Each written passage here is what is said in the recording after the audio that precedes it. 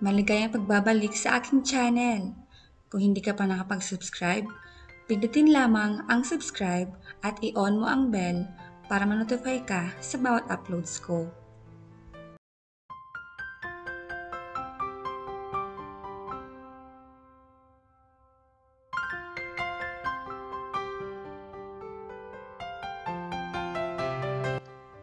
Kilala niya si Romel. Kapag gano'n ang kilos nito, ay ibig sabihin ay hindi pwede ang basta-basta paghingi lang ng tawad. Isa pa, na-realize din niya ang pagkakamali niya. Lately ay wala talaga siyang tinanggihang mga singing stint na inaalok sa kanya. Ang nasa isip niya kasi ay busy si Romel sa pagtatrabaho nito, lalo at nagsisikap nitong makuha ang inaasam nitong preparasyon. Isa pa, bahagi rin ang pagre-rebelde niya rito ang ginawa niyang pagpuno sa kanyang schedule. 8th anniversary nila noong isang araw. Nasanay siya kay Romel na isang buwan bago ang mismong anniversary nila ay excited na ito at siya pa mismo ang nagsasabi sa kanya ng plano nito. At napakalaki pagkakaiba ng taong iyon. Wala siyang narinig anumang plano buhat dito. Kahit magpahaging siya rito ng tungkol sa anniversary nila, ay parang wala itong naririnig. Sa katunayan, tila walang interes ito roon. At sa halip, ang palaging bukang bibig nito ay ang trabaho at ang pag-asam ng promotion. Siyempre, ay nagtampo siya, kaya bawat ialok sa kanya ay kinukuha niya. Hindi lang iyon, sa mismong anniversary nila ay dumayo pa siya sa malayong lungsod ng Lucena para kumanta sa isang kasalan doon. Ni hindi siya nag-abalang batiin si Romel. Ang katwiran niya, ito ang dapat na maunang bumati sa kanya. 8 taon na sila. For G's sake, mulat sa poll ay ito ang nauunang bumati sa kanya. Ngayon pa ba naman nag-iiba? Bahagi ng pagtatampo niya ay ang pagpatay niya ng cellphone niya. Nang umagang magising siya, ni text ay hindi siya binati nito. Inis na pinatay na niya iyon. Hanggang sa pagbalik niya ng Maynila ay hindi niya binuhay ang cellphone niya. Sa sumunod na araw ay ganun din. Bukod sa sinadya niyang hindi siya makontak sa cellphone, ay hindi rin siya umuwi sa bahay. Nag-check-in siya sa isang resort sa Bulacan at doon mag-isang nagmukmok. Buhat ng mabiyuda ang mami niya ay namalagi na ito sa isang kapatid niya sa Australia. At kapag gusto niyang magmukmok, kung hindi siya nag-aabala sa mga kaibigan niya ay mag-isa siya na nagtungo sa isang lugar. At ngayon nga, ay hindi maipinta ang mukha ni Romel. Isang tingin pa lang dito ay alam niyang nagpabalik-balik na ito sa kondo niya. Pag-aalala at pagkainis ang kagyat na nabasa niya na magkita sila. Isang buntong hininga ang ginawa niya. I'm sorry, honey. Mababa ang tinig na sabi niya. Nilingon siya nito. Ang anyo ay halatang masama pa rin ang loob niya. Lumagpas ang importanteng araw na iyon. Ni isang text wala. Hindi tayo nagkausap. Ikaw naman kasi eh. Nagpaparinig na nga ako. Tungkol sa anniversary natin, dribba ka lang. Tapos nung mismong anniversary natin, ni hindi ka man na nag-text. Masama ba magtampo? May sorpresa ako sa'yo. Sinadya ko talaga na kunwari ay hindi importante sa akin iyon. Anong sorpresa? Umiling ito. Wala na. It's gone. Ano ang ibig mo sabihin? Nagpa-reserve pa ako ng isang kwarto sa hotel. Ipinaayos ko ng mabuti. Pagkain, bulaklak, everything. na alam kong makakapagpasaya sa'yo. I wanted to surprise you, Beverly. But, it seems ako ang nasurpresa dahil sa ginawa mo. Saglit siyang hindi kaagad nakaapuhap na sasabihin. Narealize niyang meron din siyang pagkakamali. Nakalimutan niyang paminsan-minsan ay gumagawa rin ng sorpresa si Romel. I'm sorry, Romel. Mangiyak-ngiyak na sabi niya. Pero mukhang hindi ito basta-basta makukuha sa paghingi ng tawad. Tumayo na ito. Saan ka pupunta? Uuwi na. Kaya lang naman ako nagpunta rito ay nag-aalala rin ako kung ano nang nangyari sa'yo. Dahil ilang araw na kitang hindi makontak. Sa tingin ko naman ay okay ka lang at pinagtaguan mo lang akong talaga. Aalis na ako. Dumalang na ang pag-text nito sa kanya. Naging isang beses na lang sa isang araw ang pagtawag nito hanggang sa tuluyan nang tumigil. Lalo siyang nakadama ng sama ng loob sa binata. Ang tamang wisyo niya ang nagsasabi sa kanyang pride niya ang talagang may kasalanan. Iyon din ang nagdidikta sa kanya na siya na ang kumilos upang maayos na ang kanilang gusot. Pero muli, pride niya ang pumipigil. Natanto niyang umabot na sa 2 linggo ay hindi nila pagkikita at pag-uusap. Pinakamatagal na panahon na hindi nila pagkakaunawaan sa loob ng 8 taon. Nang dumating ang pagkakataon na magkita sila ni Romel, ay mas malaki pa sa kanya ang pride na iniharang niya sa sarili niya. Mas maraming sama ng loob ang ipinupul na rito. Mas marami ring panunumbat. I think we need space. Matipid lang na sabi nito at hindi pinatulan ang maraming linya niya. Space? Gusto mo lang yata makipag-break na eh. Tiningnan siya nito ng ilang sandali. Space! Bibigyan kita ng maraming space. Break na tayo. Hysterical na wika niya at tinalikuran na ito. Beverly! Habol nito sa kanya.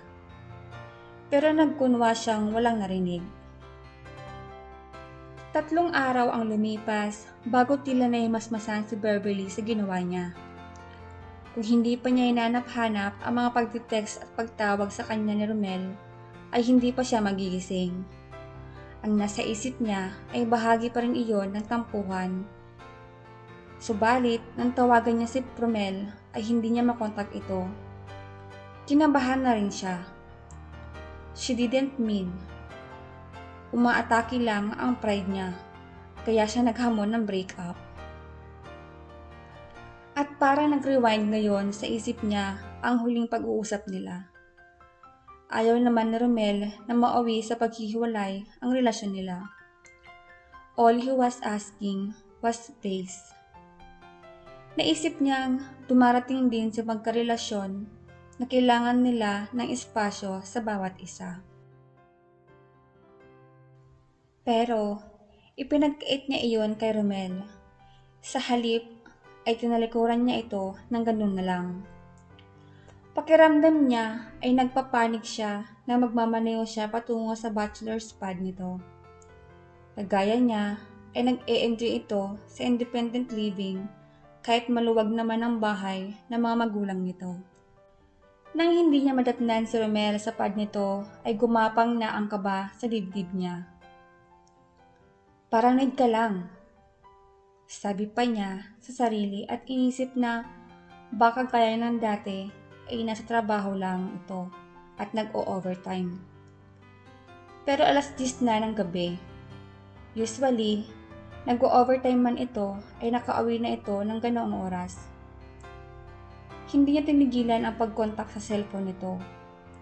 Ay hindi pa rin niya makontak. Mismong mami na ni Paulo ang tinawagan niya. Beverly, iha, Napatawag ka. Magiliw pang sagot nito sa kanya. Mami, kukumastahin ko lang po sana si Romel. Hindi ka pa ba tinatawagan ni Romel? Nakatawag lang dito. Okay naman daw ang biyahe niya. Maayos din daw ang staff house na kinuha sa kanya ng kumpanya. Biyahe po? Gulat na reaksyon niya. Bakit iya? Hindi ba niya nasabi sa iyo na pupunta siya na Singapore? Sa mother company ng bangkong pinapasukan niya. May tampuhan po kasi kami lately. Nag-aamin niya. Umalis si Romel na hindi kayo nagkakaayos? Paano yun yan? 6 weeks daw ang training niya doon. Sa kwento niya sa akin, kailangan niya ang training na iyon para mapasama sa kanya iyong promotion. 3 yata silang kandidato para ilagay sa pwestong iyon. Baka po pwedeng mahingi yung number niya, Mami. Sa cellphone siya tumawag kanina eh. Unregistered ang number niya. Hayaan mo. Pag tumawag siya ulit, babanggitin kong hinahanap mo siya. Kailangan magkaayos na kayo. Matagal din ang 6 na linggong itatagal niya roon. Thank you po, Mami. Naghintay si Beverly ng tawag ni Romel, pero hindi dumating iyon. Tumawag uli siya sa mami nito pero ayon dito ay hindi raw nag-iwan ng numero si Romel kung saan ito mapokontak. Hindi naman siya bobo kaya hindi na siya natanong pa ulit. Malino na sa kanya na umiiwas sa kanya ang binata. Masakit iyon. Ngayon lang niya naramdaman na baliwala na siya kay Romel. Noon ay sagana siya sa atensyong binibigay nito.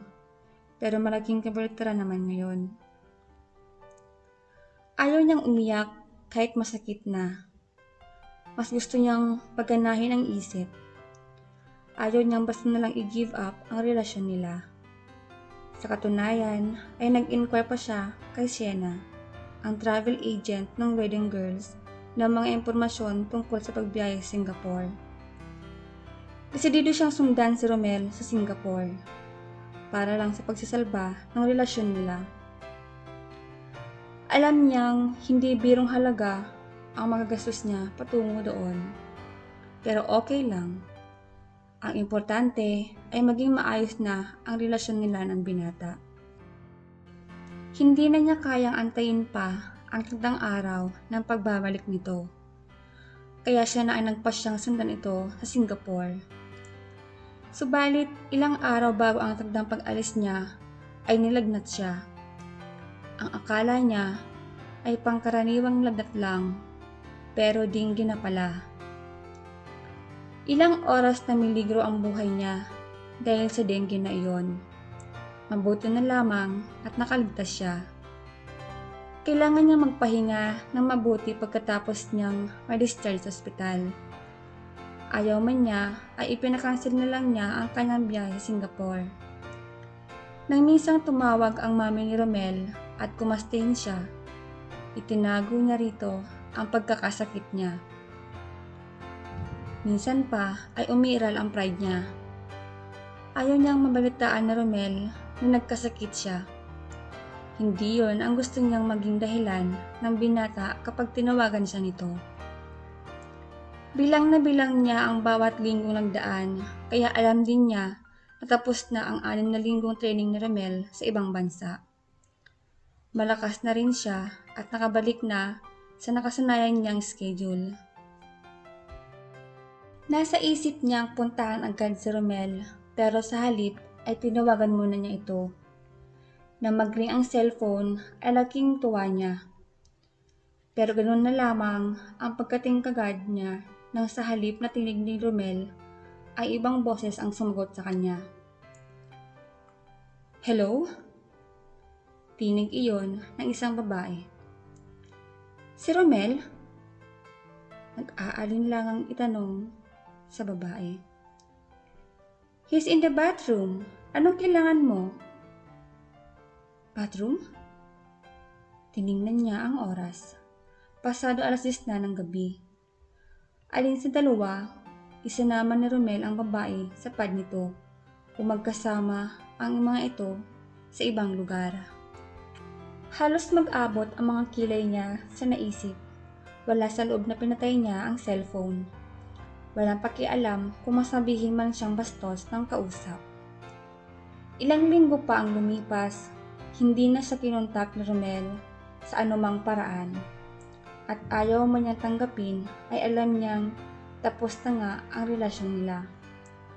Masakit iyon, pero mas masakit na mabalitaan niya sa pamamagitan ni Fairly at Chari na may girlfriend na ngang iba si Romel. At dapat siguro ay maglagay siya ng barometer ng sakit na nararamdaman niya. Dahil lang akala niya na masakit ng mabalitaan na may girlfriend ng iba si Romel, mas masakit palang makita mismo ng mga mata niya ang ebidensya. Alam niyang huli na at lubos siya nagsisisi na nasira ng ganun na lang ang relasyon nila ng binata.